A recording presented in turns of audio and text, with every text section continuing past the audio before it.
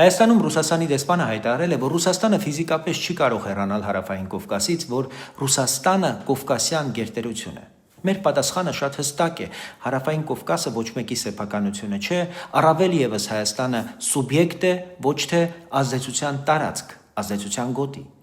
Եթե Ռուսաստանը ֆիզիկապես չի կարող հեռանալ, դա մեկ բան է նշանակում. այստեղ ունի շահեր, լծակներ, վերահսկողության ավանդույթ։ Բայց մենք էլ քաղաքականապես պարտավոր չենք մնալ կախյալ։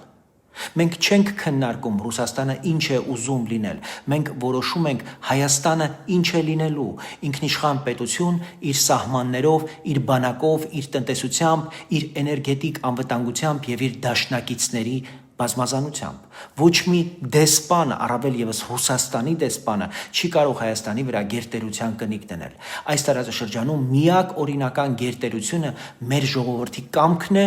ապրել ազատ,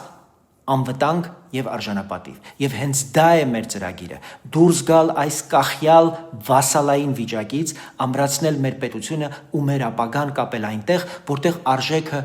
մարդն է, ոչ թե կայսրությունը։